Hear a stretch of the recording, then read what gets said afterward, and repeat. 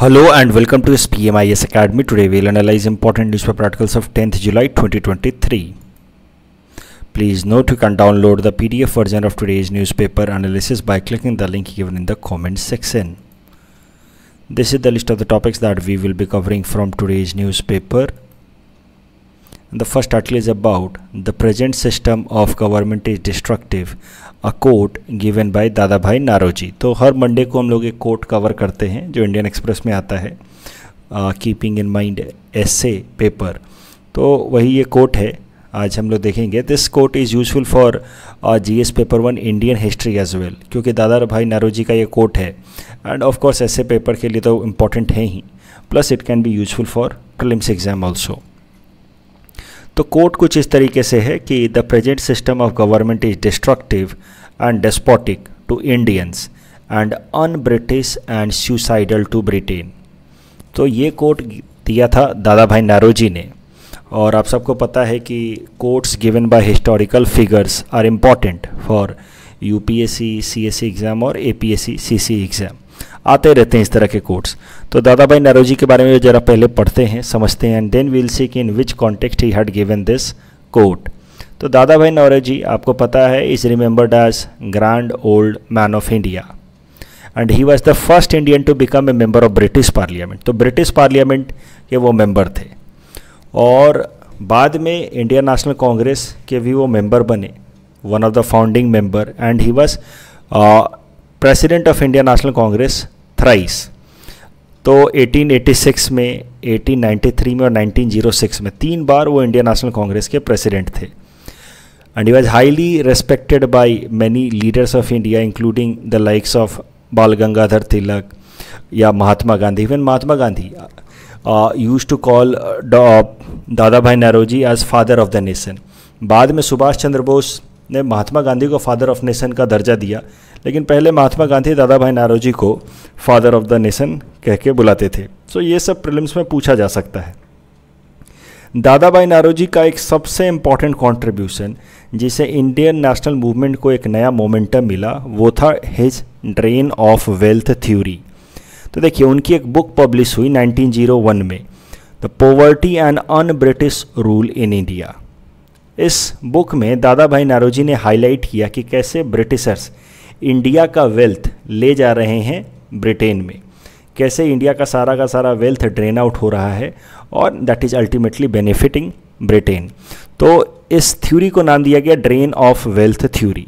और this drain of wealth theory जो दादा भाई नारोजी ने हाईलाइट किया in his book poverty and un British rule in India, that challenged और broke the ideas given by Britishers in the name of civilizing mission and white man burden theory. आपने ये सब terms सुने होंगे Indian history पढ़ने के दौरान कि ब्रिटिशर्स जो भी इंडिया में थे या यूरोपियंस जो भी इंडिया में थे या इंडिया जैसे बाकी सारे देशों में जहाँ पे उन्होंने उन कंट्रीज़ को, चाहे अफ्रीकन हो या एशियन कंट्रीज हो, उनको कॉलोनाइज किया था, वहाँ पे they would glorify their rule over Asian और African countries in the name of civilizing mission, कि भाई हम तो आप सबको सिविलाइज करने आए हैं.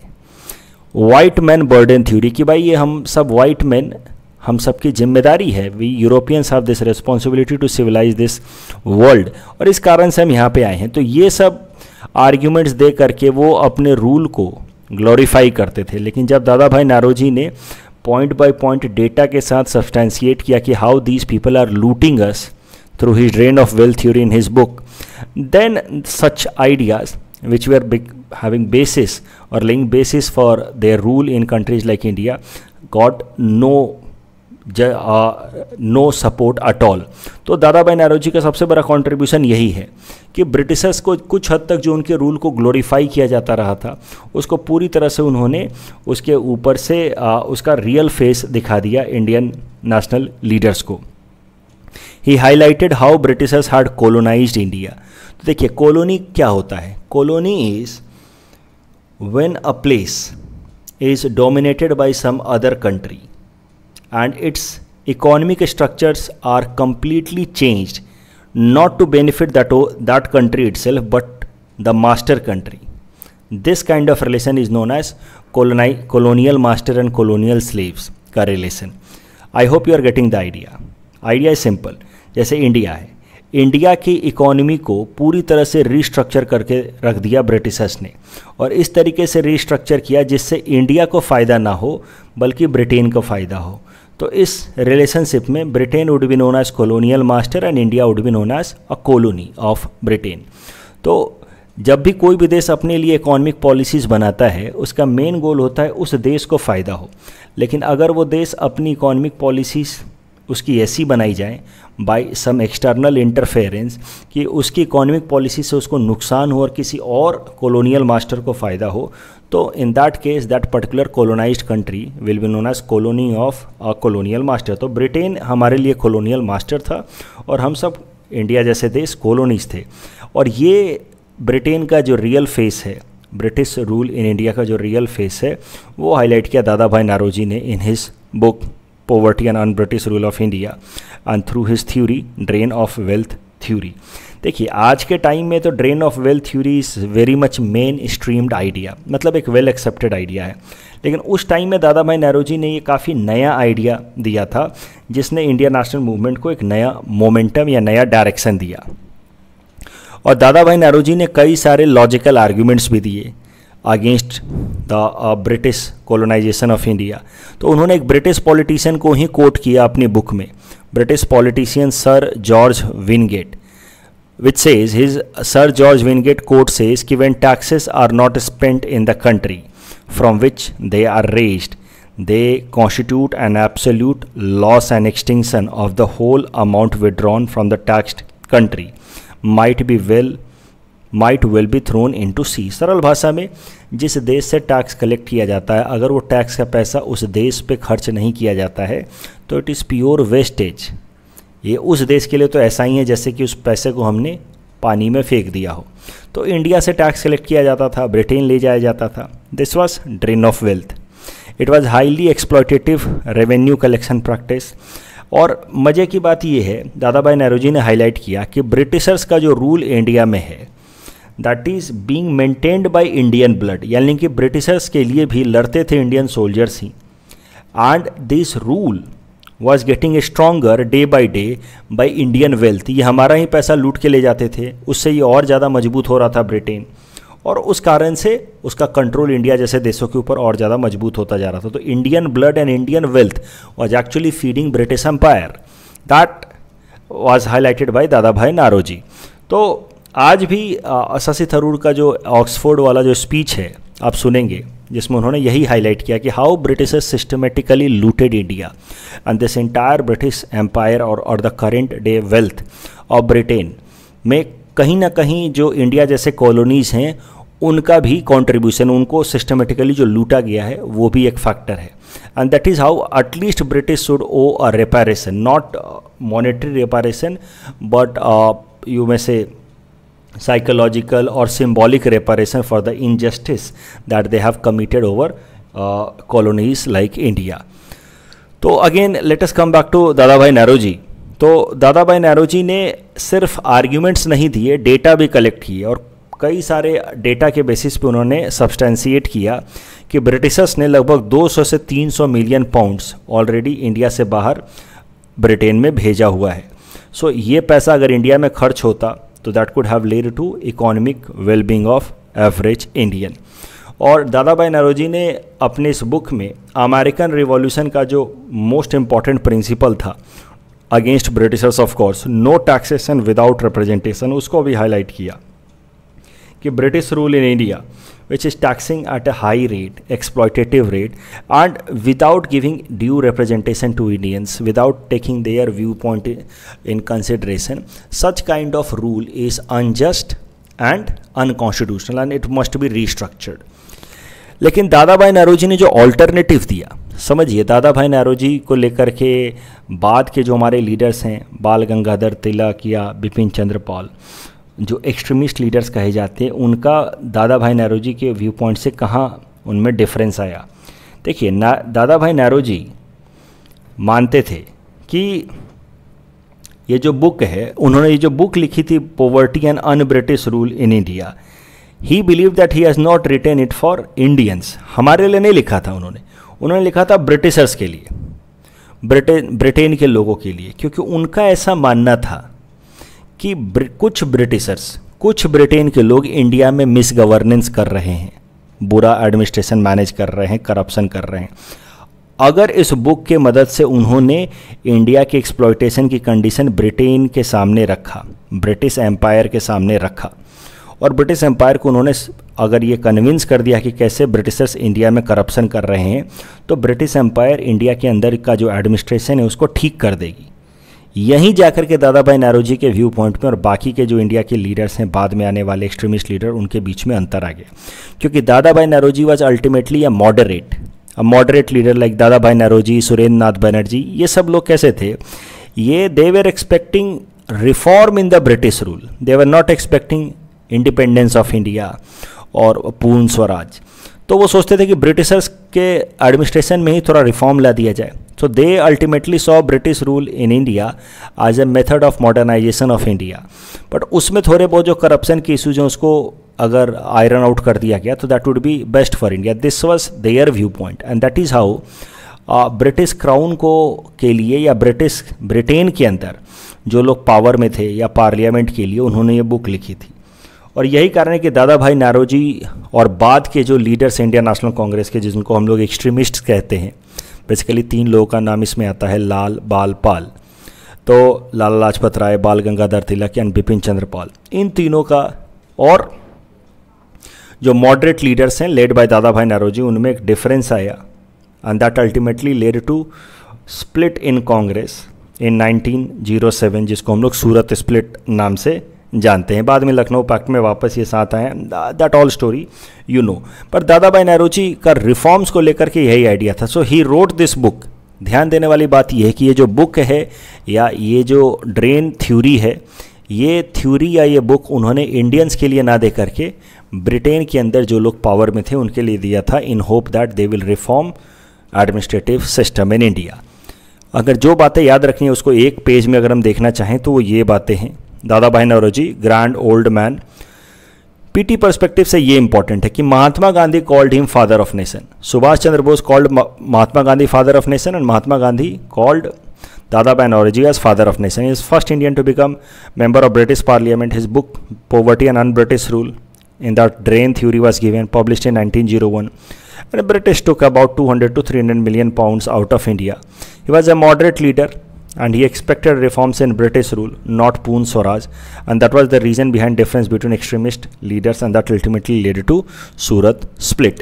The next article is about potato patent by Pepsi. All this topic is important from our syllabus GS paper 3 Indian economy point of view. देखिए पेटेंट होता क्या है? Patent is a kind of intellectual property, right? तो intellectual property क्या चीज़ होती है? Intellectual property is creation of mind. किसी के भी इंसान का, देखिए हमारी प्रॉपर्टी बेसिकली दो तरीके की होती हैं। एक हो गई फिजिकल प्रॉपर्टी, आपके घर, गाड़ी, ये सब हो गया आपका फिजिकल प्रॉपर्टी।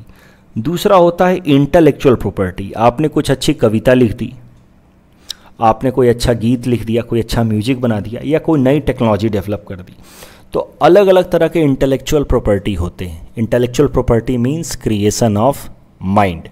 अलग अलग तरह के इंटेलेक्चुअल प्रॉपर्टीज़ जैसे कि टेक्नोलॉजी या बुक, तो लिटरेरी वर्क्स, तो उनको प्रोटेक्ट करके रखना ये भी ज़रूरी है। जिसने भी इन्वेंट किया है, नई तरह की चीज़ें बनाई हैं, उसके पास ही उसका पूरा अधिकार होना चाहिए उसका कॉमर्शियल यूज़ करने का। जैसे मान लीजिए कि इस इंसान ने ये नई टेक्नोलॉजी बनाई, तो इसके पास पूरा अधिकार होना चाहिए इस टेक्नोलॉजी को कॉमर्शियलाइज़ करने का और उससे होने वाले बेनिफिट्स को लेने का। अगर इसको लोग कॉपी करना शुरू कर दें तो फिर every person will get discouraged against inventing something new. Why a person invents something new? Why a person creates some product or some intellectual property? Because if they create that, then they may commercialize it and earn some remuneration from that. लेकिन अगर उसको सब लोग आराम से copy करने लगे, then there will be a problem. तो इसीलिए अलग अलग तरह के इंटेलेक्चुअल प्रॉपर्टीज़ को प्रोटेक्ट करने के लिए अलग अलग प्रोविज़न बनाए गए हैं। जैसे अगर आप कोई नई टेक्नोलॉजी बनाते हैं तो उसको प्रोटेक्ट करने के लिए कॉन्सेप्ट है पेटेंट का।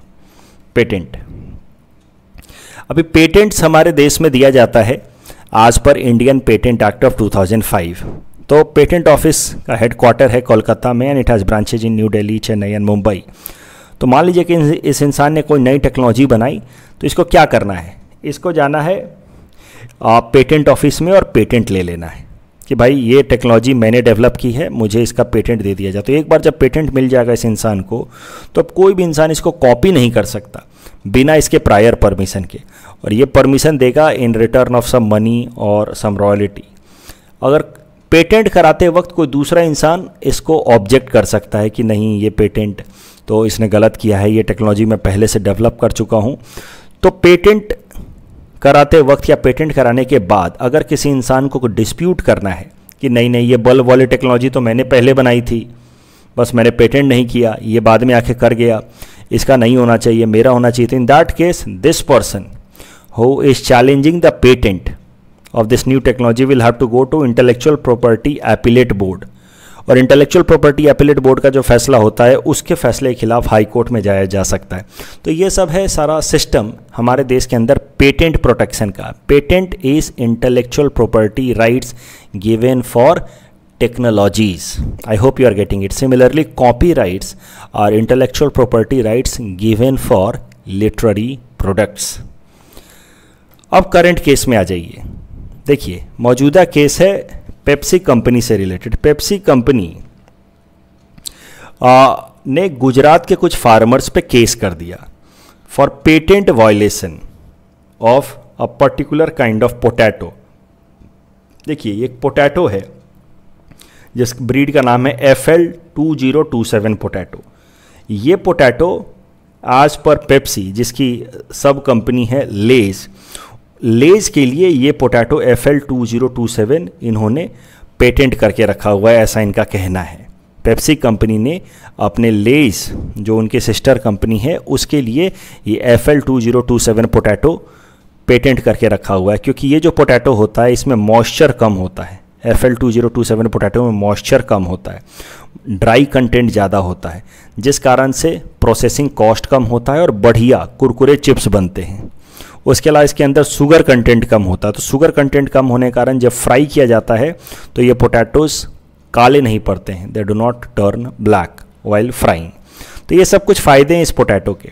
अब ये पोटैटो पेप्सी कंपनी के हिसाब से उन्होंने पेटेंट कराया हुआ है, लेकिन गुजरात के कुछ फार्मर्स इसको उगा रहे थे, तो फिर पेप्सी कंपनी ने उन पर चैलेंज किया, 1 करोड़ का लगभग केस किया। बट इसमें सबसे ज़्यादा ध्यान देने वाली बात यह है कि पेटेंट, यहाँ पे जिस केस में हम पेटेंट बात कर रहे हैं, देखिए नॉर्मली कोई टेक्नोलॉजी जैसे बल्ब बना दिया आपने या कुछ ऐसी टेक्नोलॉजी, मोबाइल फ़ोन में कोई नया टेक्नोलॉजी ला दिए, ये सब technology is protected under Indian patent act of 2005। लेकिन सीड्स वगैरह या कोई नया प्लांट, ये भी नई टेक्नोलॉजी ही है, but that is not protected under patent act, it is protected under plant varieties and farmer rights act. तो ध्यान देने वाली बात बस ये है कि दोनों में ही पेटेंट प्रोटेक्ट हो रहा है, लेकिन यहाँ पे जो पेटेंट प्रोटेक्ट हो रहा है that is not under patent act of 2005, it is under plant varieties and farmer rights act. इसी एक्ट के वायलेशन के बेसिस पे पेप्सी कंपनी ने केस किया फार्मर्स के अगेंस्ट। दिल्ली हाई कोर्ट में यह मामला पहुंचा। दिल्ली हाई कोर्ट ने पेप्सी कंपनी के इस केस को रिजेक्ट कर दिया। दिल्ली हाई कोर्ट ने पेप्सी कंपनी के ही पेटेंट में टेक्नोलॉजिकल फ्लॉज निकाल दिए कि भाई पेप्सी कंपनी ने जो पेटेंट लिया है उसमें डेट जो है उन्होंने गलत तरीके से फिल किया है, और ये सब कुछ टेक्निकल गलतियां निकाल दी। तो high court faulted Pepsi company for wrongly applying for registration of FL2027 potato and it gave incorrect date for its first commercialization। तो ये सब कुछ टेक्निकल मिस्टेक निकाल करके हाई कोर्ट ने पेप्सी कंपनी का जो उनके लेस के लिए ये पोटैटो का पेटेंट था उसको कैंसिल कर दिया। इस टॉपिक के बेसिस पे प्रीलिम्स प्रैक्टिस क्वेश्चन हमने आपको दे रखा है। This question came in UPSC 2019। Please attempt this question and you can submit the answer in the comment section. तो रिवाइज करने वाली बात यह है, potato patent by Pepsi. Patent is technology based intellectual property. For intellectual property protection we have Indian Patent Act of 2005, but plant seeds protected under Plant Variety Protection Act. Recent cases of Pepsi companies, उसका लेज, उसके लिए FL2027 potato, and the case was lost in Delhi High Court. Case FL2027 potato की खासियत क्या है? High dry matter, इसलिए processing cost is low and sugar content is low and hence no blackening और frying on frying. Telecom Regulatory Authority of India to regulate WhatsApp and OTT services. This topic is important from our syllabus GS paper 2 governance point of view. देखिए, telecom service providers जो हैं हमारे देश के, जैसे Airtel या जियो, ये क्या क्या सर्विस प्रोवाइड करते हैं? एक तो कम्युनिकेशन सर्विस प्रोवाइड करते हैं जिससे हम लोग बातचीत कर पाते हैं. दूसरा ये प्रोवाइड करते हैं डेटा सर्विसेज. अभी इन डेटा सर्विसेज की मदद से चलते हैं OTT, over the top services. ये डेटा सर्विसेज के बेसिस पे ही फिर हम लोग कई सारे ओवर द टॉप सर्विसेज इस्तेमाल करते हैं. ओवर द टॉप सर्विसेज दो तरह के होते हैं mainly. Communication over the top services, for example WhatsApp call and messages, and application over the top services like broadcasting OTT services like Hotstar and Netflix. तो ये सारी सर्विस प्रोवाइड करते हैं टेलीकॉम सर्विस प्रोवाइडर्स. अभी telecom services को regulate करने के लिए हमारे देश का रेगुलेटर है telecom regulatory authority of India. It has been created under telecom regulatory authority of India act 1997. It is an independent regulator of telecom business in India. लेकिन अब telecom regulatory authority of India ने क्या proposal दिया है कि अभी तक तो ये पूरा communication services and internet data services को रेगुलेट कर रहा था, लेकिन अब TRAI ने कहा है कि there should be a separate regulator for OTT, क्योंकि OTT में बहुत सारा कंटेंट है, इसके बहुत सारे डायमेंशंस हैं, and that is why OTT के लिए there should be a separate regulator. And telecom regulatory authority of India तो बाकी टेलीकॉम सर्विस के लिए रेगुलेटर हैं ही. तो that is why a consultation process for having a separate regulator for OTT platforms have been started by telecom regulatory authority of India. इस topic के basis पे प्रीलिम्स प्रैक्टिस क्वेश्चन हमने आपको दे रखा है. Please attempt this question. तो telecom services दो टाइप के हैं, communication services and internet data services. Internet data services के बेसिस पे चलता है OTT. इसमें कम्युनिकेशन होता है, for example WhatsApp and apps होते हैं, जैसे हॉटस्टार एंड ऑल. अभी telecom regulatory authority of India is regulator for communication and OTT both. But in recent time TRAI, Telecom Regulatory Authority of India, has started a consultation process for separate regulator for OTT. The next article is about poaching in Manas National Park, and this topic is important for our syllabus GS paper 5 Assam issues point of view. तो देखिए, मानस national park में लगभग 100 से भी ज़्यादा rhinos थे in early 90s, लेकिन वहाँ पे बोडो इंसर्जेंसी स्टार्ट होने के बाद लॉलेसनेस फैल गया और वहाँ पे इंसर्जेंट्स का जब राइज हुआ तो these insurgents, some of these insurgent groups engage into poaching of rhinos also some, या फिर इंसर्जेंट्स के राइज के कारण लॉलेसनेस हुआ, जिस कारण से poachers got a free hand and they started poaching of rhinos at a larger scale. और इसका नतीजा ये हुआ कि लगभग 10 सालों में 2005 तक मानस में एक भी राइनो नहीं बचा. 100 राइनोज थे और 10 साल में एक भी राइनो नहीं बचा मानस के अंदर. लेकिन फिर 2005 में भारत सरकार ने शुरू किया इंडियन राइनो विजन. भारत सरकार असम सरकार के साथ मिल करके उन्होंने एक इनिशिएटिव लिया, इंडियन राइनो विजन. इसका गोल था कि राइनोज की पॉपुलेशन को असम में ओवरऑल 3000 से भी ज़्यादा बढ़ा देना बाय 2020. तो 2005 में ये इनिशिएटिव लाया गया. 15 साल में राइनोज की पॉपुलेशन असम के अंदर 3000 से भी ज़्यादा करनी थी. And this project was quite successful. हर जगह राइनोज की पॉपुलेशन बढ़ी.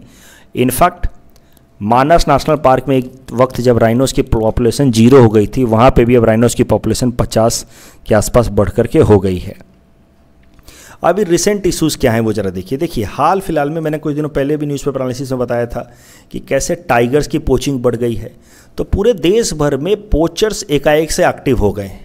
And recently 1 rhino was poached in Manas national park also. और तब से फिर मानस नेशनल पार्क में बहुत ज़्यादा सर्विलेंस बढ़ा दिया गया है. अभी जरा सा ये भी देखिए कि मानस नेशनल पार्क में राइनोज़ की पॉपुलेशन इंप्रूव कैसे हुई है अंडर इंडियन राइनो विजन. तो इंडियन राइनो विजन के अंतर्गत एक इनिशिएटिव लाया गया, translocation of rhinos from Kaziranga national park and Pobitora wildlife sanctuary to Manas. तो ये ट्रांसलोकेशन किया जाना शुरू किया गया. राइनोज को ऐसे लेकर के ऐसे पैक करके और मानस में छोड़ा जा रहा था. तो ये translocation program was quite successful. लेकिन अभी मानस में दोबारा से पोचिंग के केसेस जाने के बाद ट्रांसलोकेशन प्रोग्राम को एक बार के लिए हॉल्ट कर दिया गया है. That was the news. तो current situation in Manas is not conducive for translocating rhinos and that is why it has been halted. इस टॉपिक के बेसिस पे प्रीलिम्स प्रैक्टिस क्वेश्चन हमने आपको दे रखा है. Please read this question and you can submit the answer in the comment section. याद रखने वाली बातें, Manas national park had more than 100 rhinos but all rhinos wiped out during 1990s Bodo insurgency due to poaching. Indian Rhino Vision 2020 started in 2005, aimed to have 3,000 rhino population in Assam by 2020. Under it, translocation from Kaziranga and Pobitora to Manas. तो rhinos को translocate किया जाता रहा काजीरंगा और पोबितोरा से मानस में. Current rhino population लगभग 50 के आसपास हो गई है, but the recent issue is that the poaching of rhinos and tiger are on the rise. The next article is about Takeshima island and this topic is at best important from prelims exam point of view. तो एक बार UPSC prelims में उन्होंने डिया काकू Senkaku island dispute पूछ दिया था, तो हो सकता है इस तरह की छोटे मोटे चीज़ें पूछ लें. ध्यान रखिए बस, ये एक छोटा सा आइलैंड है Takeshima island that is disputed between Japan and South Korea. हाल फिलहाल में साउथ कोरिया ने वहाँ पे एक मिलिट्री ड्रिल शुरू किया इस आइलैंड पे, जिसको लेकर के जापान ने ऑब्जेक्शन रेज किया था. ये जो क्वेश्चन हमने सैटरडे को दिया था, Supreme Court Emmanuel case, right not to be forced to sing national anthem, this is right to religious freedom. और इसमें सारे ही ऑप्शन सही हैं. Correct answer is option D. That's all from our side for today. Thanks for watching.